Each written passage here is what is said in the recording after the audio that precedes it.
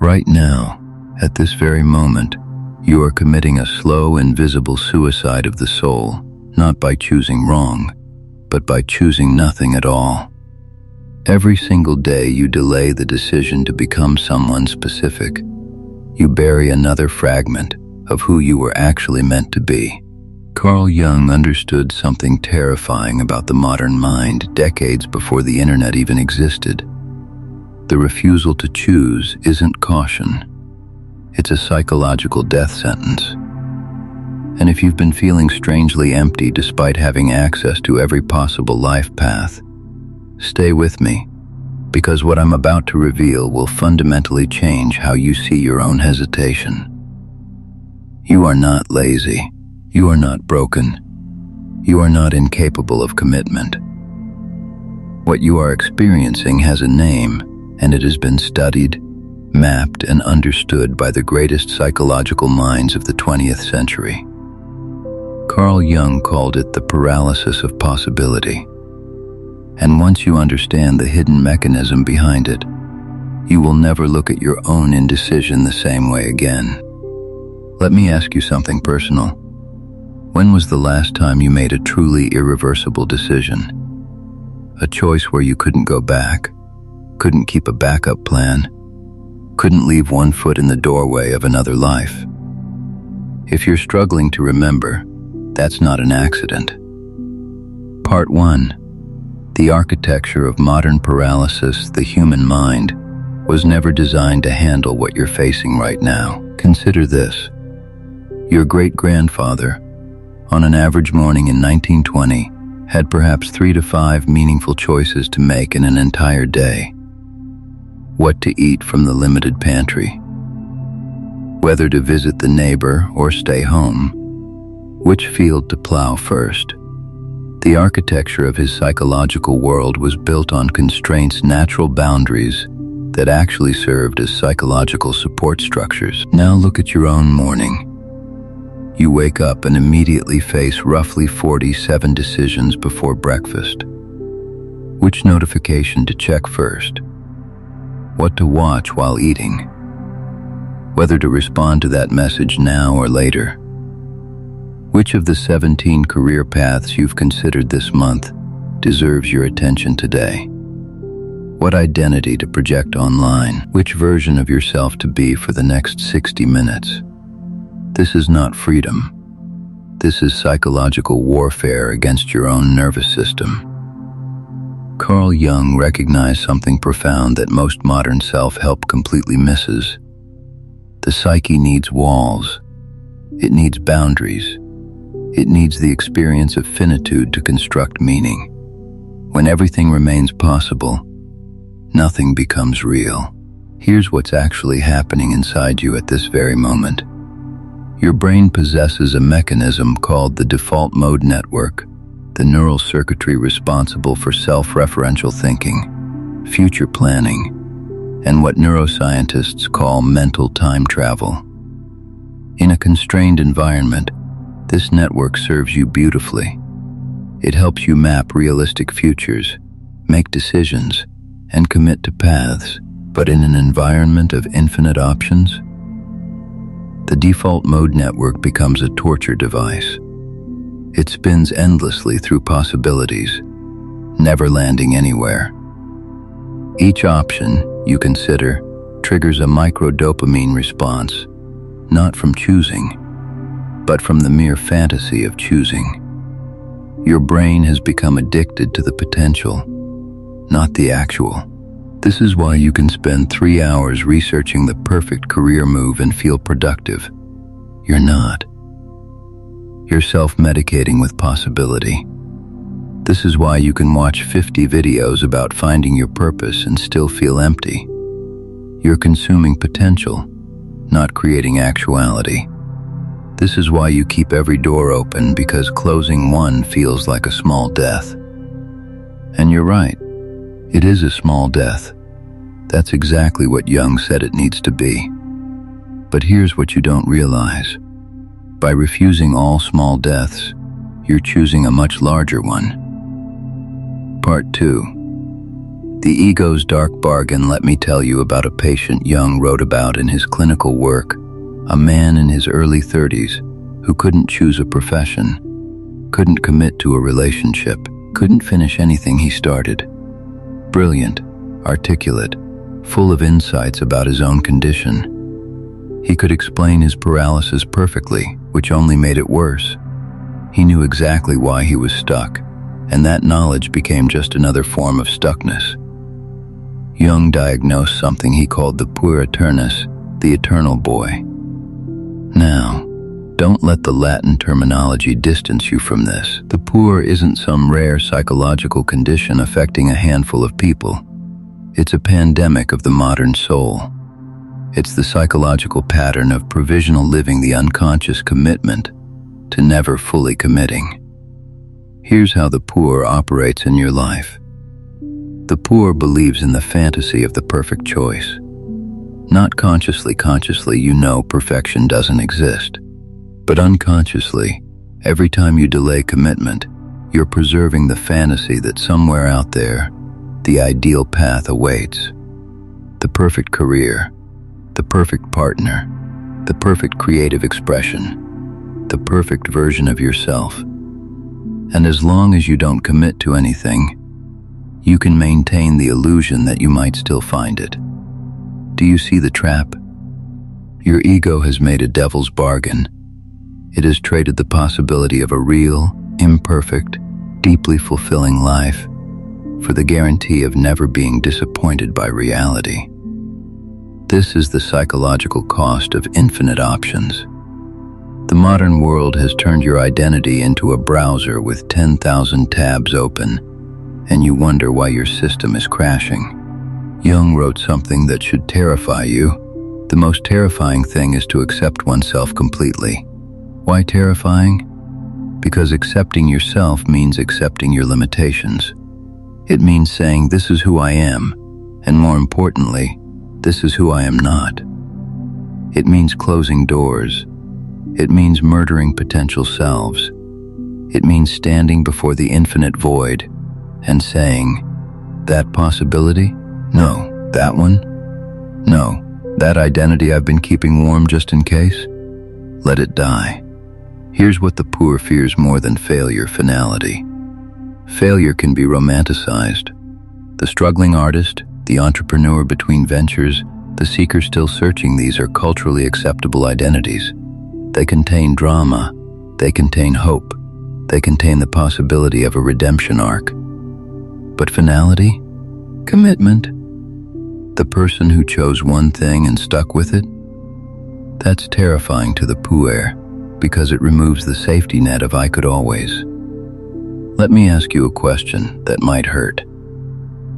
How many of your current options aren't real options at all? They're emotional security blankets dressed up as possibilities. How many careers, relationships, creative projects, and identities are you keeping on life support, not because you'll ever actually pursue them, but because letting them die would mean confronting the reality that you've wasted years preserving corpses? This is the shadow side of keeping every door open.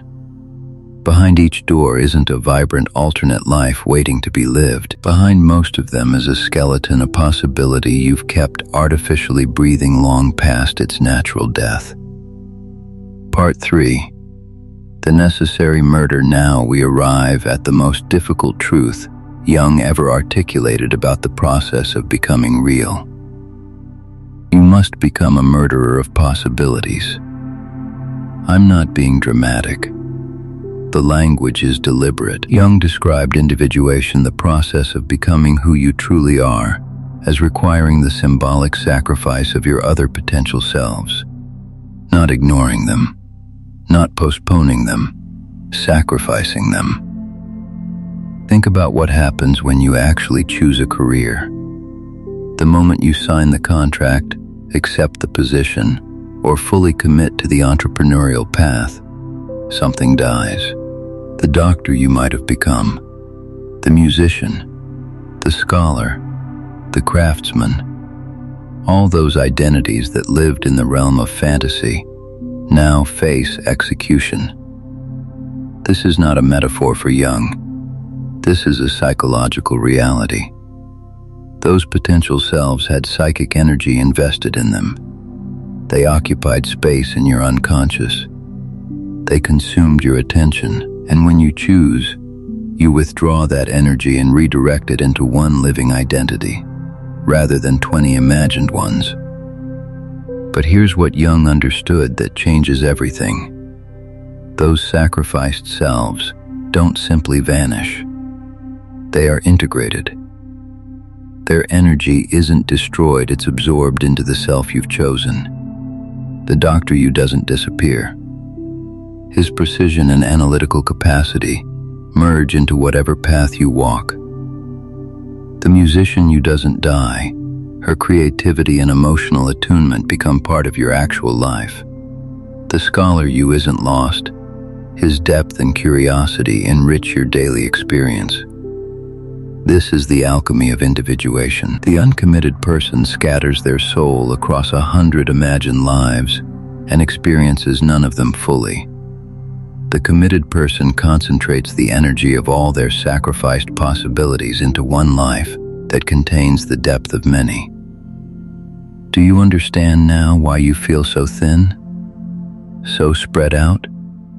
So strangely absent from your own existence? You've been trying to be everyone, and in that attempt, you've become no one. Jung's concept of individuation is frequently misunderstood. It's not about finding yourself in the sense of uncovering some pre-existing blueprint. It's about constructing yourself through the conscious choices of what to include and what to sacrifice. The word decide comes from the Latin decidere, literally meaning to cut off. Every genuine decision cuts something away.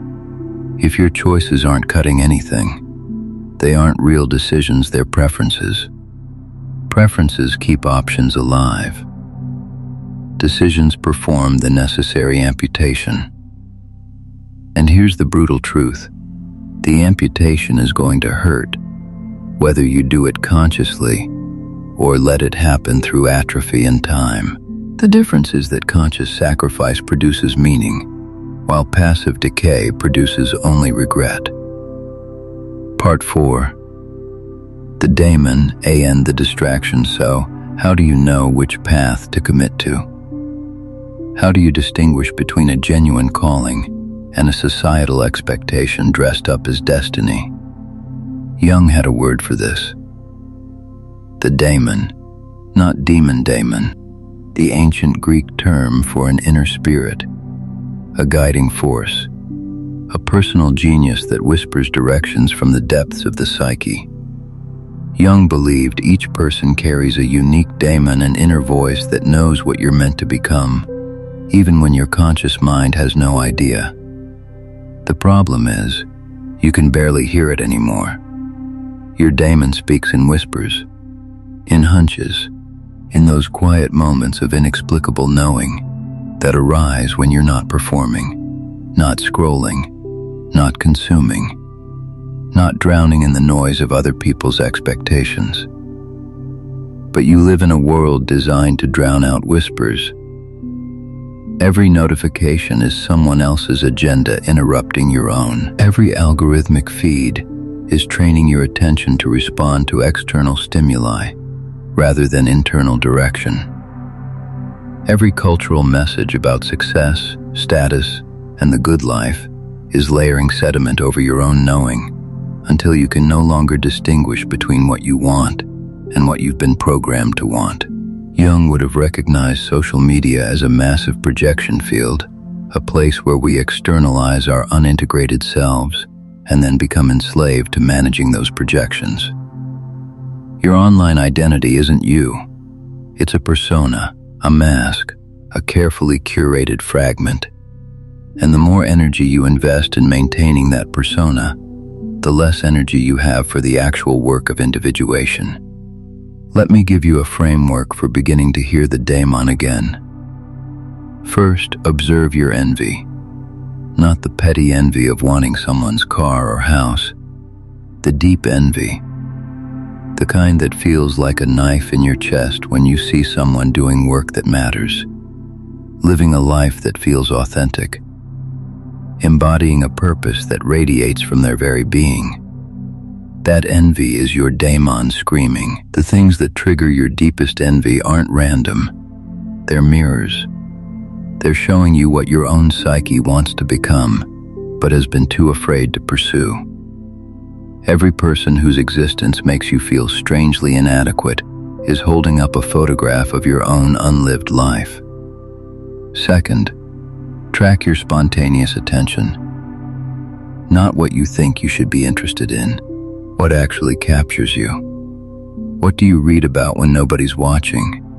What conversations make you lose track of time?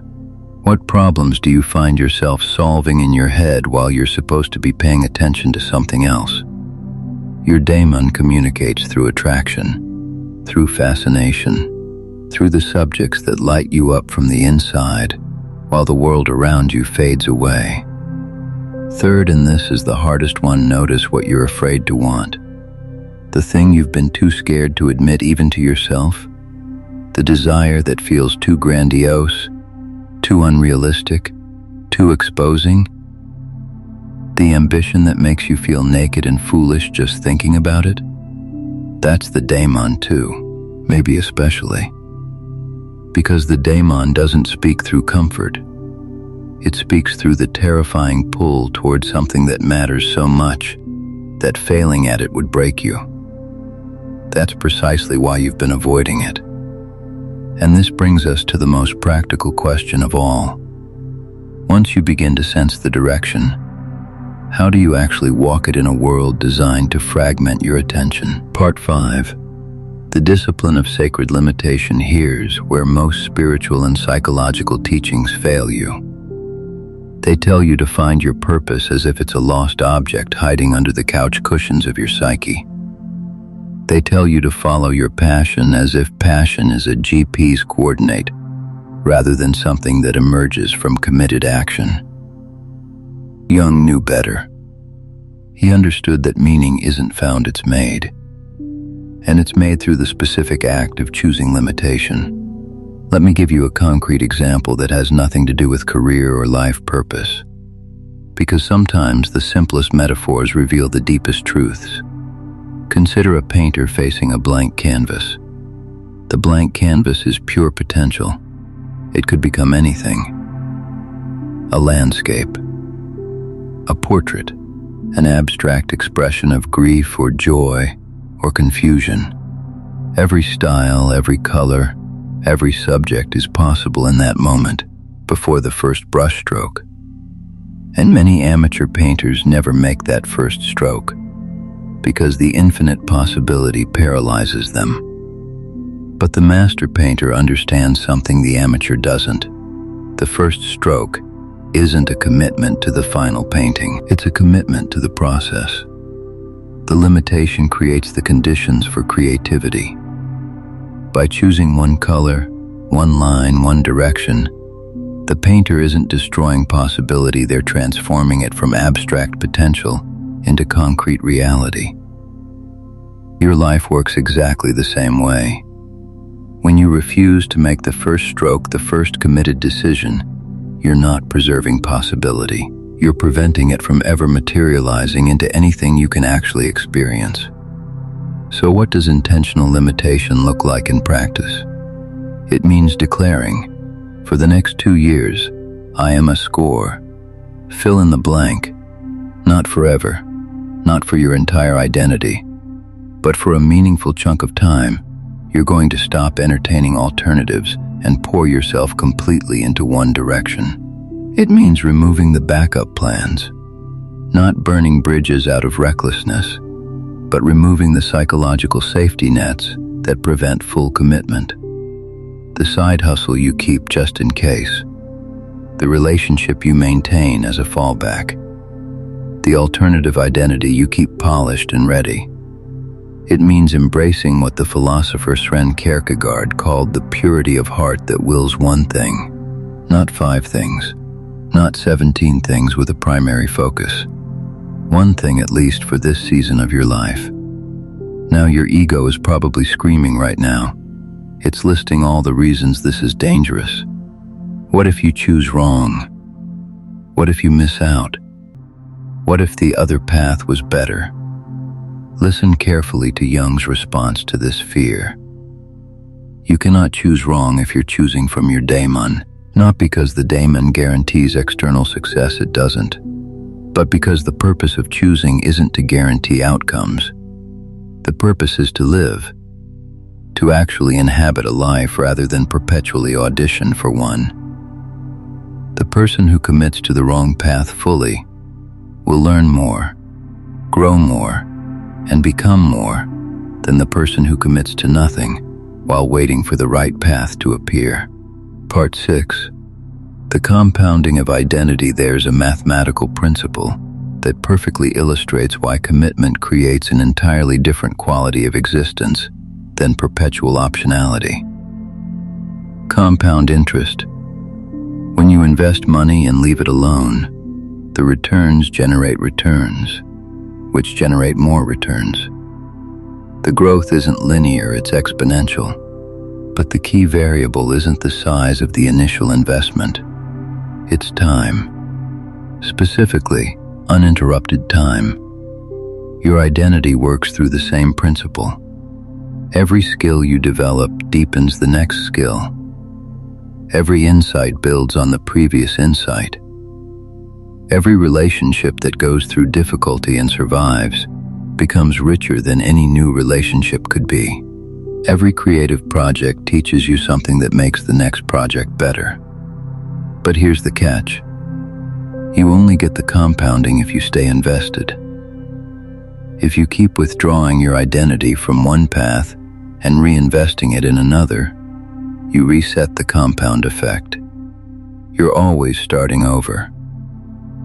Always at the beginning of the curve, always experiencing the surface-level frustration of the novice, while others who committed are experiencing the depth-level fulfillment of the master. This is why the 40-year-old who's had 12 different careers often feels less developed, less substantial, less real than the 40-year-old who's done one thing for 20 years. It's not that the second person is inherently more talented or disciplined.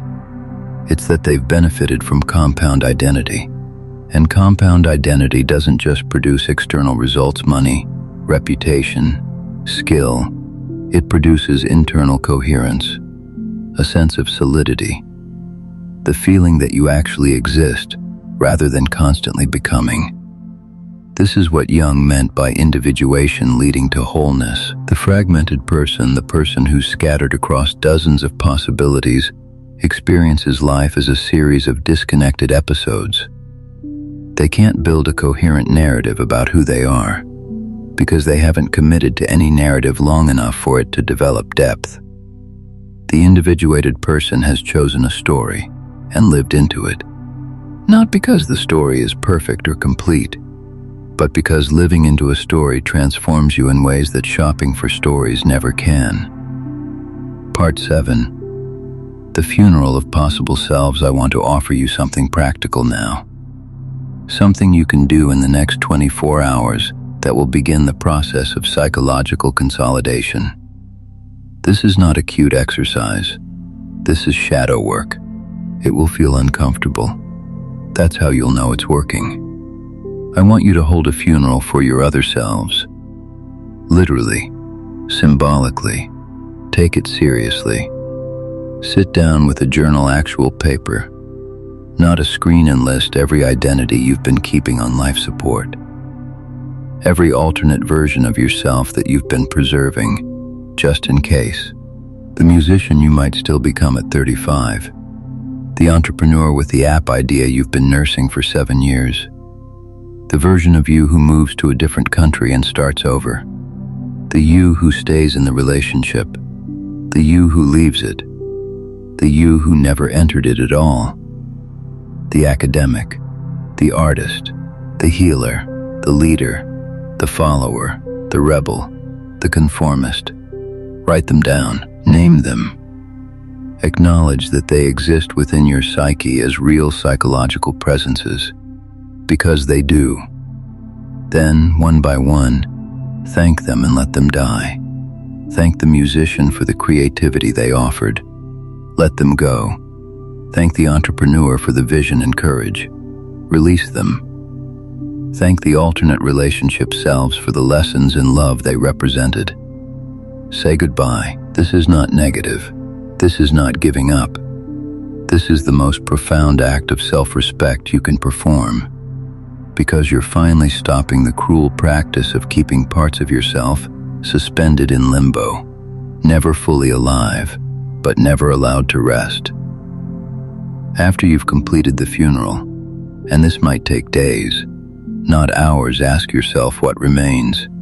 When the noise of infinite possibility has been silenced, what direction does your psyche naturally orient toward? What path feels less like an obligation and more like a gravitational pull? What version of yourself refuses to stay dead no matter how many times you try to bury it? That is your daemon.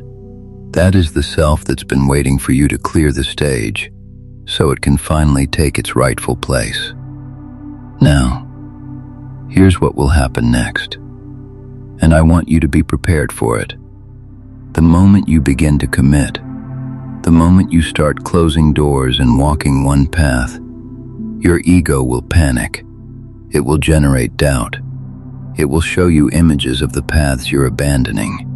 It will whisper that you're making a mistake, that you're limiting yourself, that freedom means keeping options open. Recognize this for what it is, the death throes of the poor. The ego that's built its identity on potential rather than actuality will not go quietly. It will fight. It will bargain. It will try to negotiate a compromise where you sort of commit but keep one foot out the door. Don't negotiate with it. The poor is not your ally. It's not protecting you.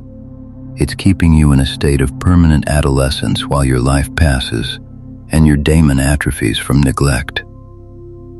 Part 8. The paradox of destined freedom. Now we arrive at the deepest paradox Jung ever articulated about choice and fate. The person who refuses to choose believes they're preserving freedom, but they're actually preserving a hollow, abstract, meaningless freedom, the freedom of the ghost, who can haunt any house but inhabit none. The person who commits experiences a different kind of freedom, entirely the freedom that emerges within constraints. The freedom of the musician who's mastered their instrument and can now improvise effortlessly. The freedom of the writer who's internalized craft so deeply that words flow without struggle. The freedom of the lover who's navigated enough conflict that intimacy becomes a home rather than a performance. Jung described this as the difference between freedom from and freedom to. Freedom from is the adolescent fantasy, freedom from obligation, from commitment, from limitation, from any constraint on possibility. Freedom to is the adult reality, freedom to create, to love, to build, to contribute, to become, all of which require the willing acceptance of limitation. You cannot have freedom to without sacrificing freedom from. They are mutually exclusive. And one of them actually delivers on its promise. Here's what happens when you finally choose, when you truly commit to one path and begin the long work of walking it. At first, it feels like loss, grief for the possibilities you've abandoned, anxiety about whether you've chosen correctly, the vertigo of watching alternate futures recede into impossibility. But then something shifts. As you invest more energy into your chosen path, it begins to feel less like a choice you made and more like a destiny you discovered. The path reveals itself as having been yours all along. You just couldn't see it through the fog of infinite alternatives. This is what Jung meant when he said that individuation feels less like free will and more like following a thread that was always meant to be followed. The daimon knew. It always knew. You just had to clear away enough debris to hear its voice. The committed life eventually takes on the quality of fate, but it's a fate you chose, not one imposed upon you. And that combination of choice and destiny is perhaps the most satisfying experience a human being can have. The sense that you are exactly where you're supposed to be, doing exactly what you're supposed to do, because you made it so. Part 9. The ritual of becoming. I want to close with something you can actually do. Not just think about, not just understand intellectually, something that translates this entire framework into action. Because Jung was not a philosopher in the abstract sense. He was a physician of the soul. His work was meant to be applied, not merely contemplated. Here's a ritual for the beginning of individuation. It's simple. Don't mistake simplicity for lack of power. Tonight, before you sleep, turn off every device. Sit in silence for 10 minutes, not listening to anything, not producing anything, not consuming anything. Just sit with yourself, perhaps for the first time in months or years. Ask yourself one question. If I knew I would die in 5 years, what would I stop doing tomorrow? Write down everything that comes. Don't filter. Don't judge. Let the daemon speak through the pressure of mortality. Then ask a second question. If I knew I would die in 5 years, what would I start doing tomorrow that I've been postponing? Write that down too. Now look at your 2 lists. The first list, the things you'd stop, those are the corpses you've been keeping animated. The relationships maintained out of obligation. The projects pursued for status. The identities maintained for safety. The time wasting that fills the void where purpose should be. The second list, the things you'd start, those are the whispers of your daemon. The call toward life. The direction of your individuation. The path that's been waiting beneath all the noise. You don't need to overhaul your entire existence tomorrow. Individuation is not revolution, it's evolution. But you do need to start. Choose one thing from the first list and eliminate it this week. Choose one thing from the second list and begin it this week. Small, concrete, real. The size of the action doesn't matter. The commitment does. Because commitment even to something small is the antidote to the paralysis of choice. It's the first symbolic murder of a possible self. It's the first brushstroke on the canvas. It's the first step on a path that, walked long enough, becomes a destiny. Closing. The death that brings life. Carl Jung lived to be 85 years old. He wrote over 20 volumes of collected works. He treated thousands of patients. He mapped the architecture of the human psyche with a depth and precision that remains unmatched. And near the end of his life, he was asked what he had learned about the secret to a meaningful existence. His answer was characteristically direct: the willingness to be oneself completely, which requires the courage to stop being everything else. That's the whole teaching. The paralysis you feel isn't a sign that you're broken. It's a sign that you're at the threshold of something real. The fear of choosing isn't weakness, it's the appropriate response to the gravity of what choice actually means. You're not supposed to commit lightly. You're supposed to commit with the full awareness that you're performing a sacred sacrifice. But you are supposed to commit. Because on the other side of that sacrifice is not loss but fullness. Not limitation but expansion. Not death, but the strange, unexpected, hard-won aliveness that only comes when you stop trying to be everyone and finally become someone. Your other selves are waiting for their funeral. They've been waiting a long time. They're exhausted from being kept half alive, neither fully realized nor fully released. They're ready to be integrated into the one self that will actually live. The question is,